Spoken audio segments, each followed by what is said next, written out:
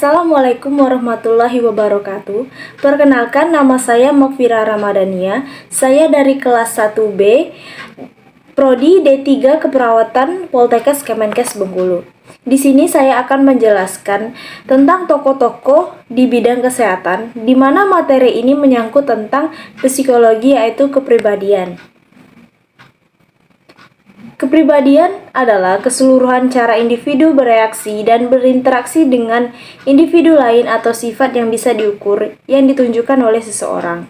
Kepribadian bersifat dinamis, artinya bisa berubah dan berkembang membentuk suatu sikap dan tindakan tertentu.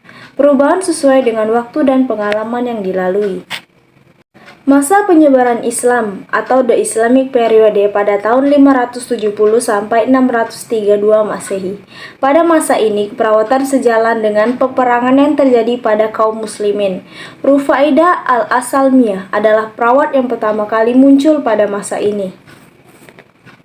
Rufaidah al-Asalmiyah atau Siti Rufaidah adalah perawat muslim pertama di dunia. Ia sudah ada jauh sebelum Pioneer of Modern Nurse lahir ke dunia. Di Indonesia, nama Rufaidah sendiri masih terasa asing dibandingkan dengan tokoh-tokoh keperawatan dunia yang berasal dari golongan barat. Namun, di kalangan negara Arab dan Timur Tengah, nama Florence Nightingale tidak lebih terkenal dari Rufaidah binti Sa'ad atau Rufaidah al-Asalmiyah. Rufaidah al-Asalmiyah memiliki nama lengkap Rufaidah binti Sa'ad al-Bani Aslam al-Khazraj.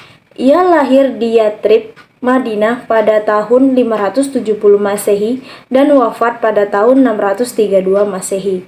Rufaidah hidup pada masa Rasulullah SAW pada abad pertama Hijriah atau abad ke-8 Masehi. Ia termasuk golongan kaum Ansor, yaitu golongan pertama yang menganut agama Islam di Madinah. Ayah Rufaidah adalah seorang dokter.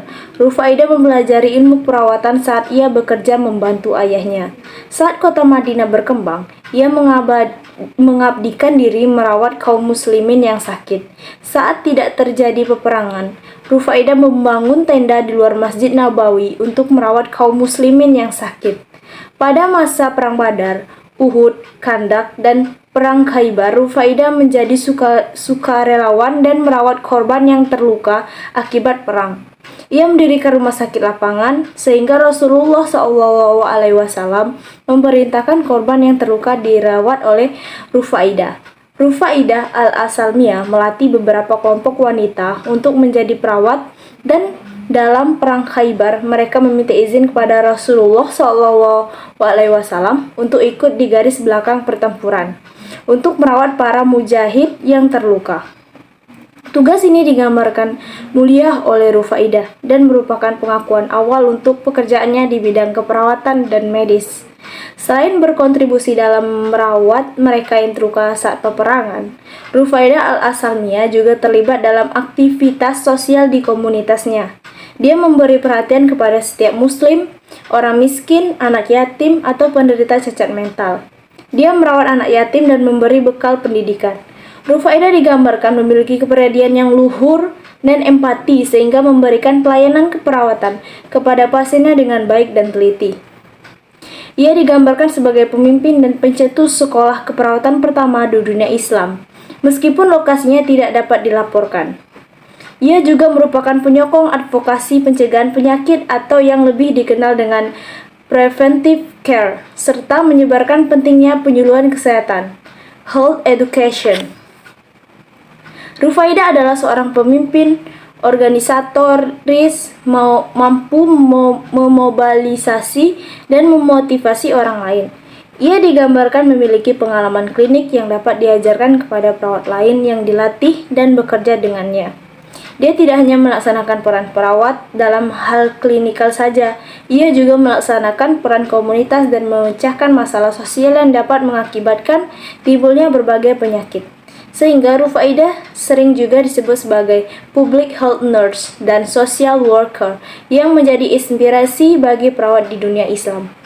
Sejarah Islam mencatat beberapa nama yang bekerja bersama Rufaidah al-Asalmiyah seperti Ummu Amarah, Aminah, Ummu Aiman, Safiat, Ummu Sulaiman, dan Hindun.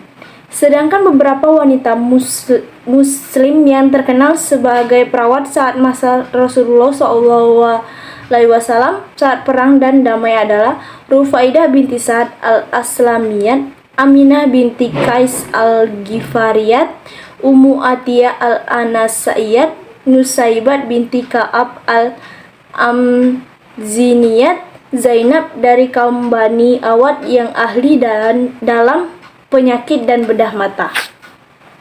Keteladanan yang bisa kita teladani adalah sifat dan karakter keperawatannya yang baik, bekerja keras, menginspirasi, dan berempati, sehingga kita bisa menjadi seorang inisiator dan organisator seperti Rufaidah.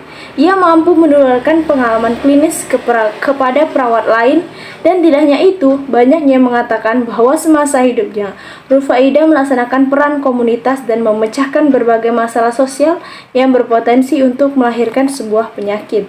Rufaidah terkenang sebagai pekerja sosial dan perawat terkemuka di masa Nabi Muhammad, hingga saat ini khususnya di dunia keperawatan dalam sejarah Islam.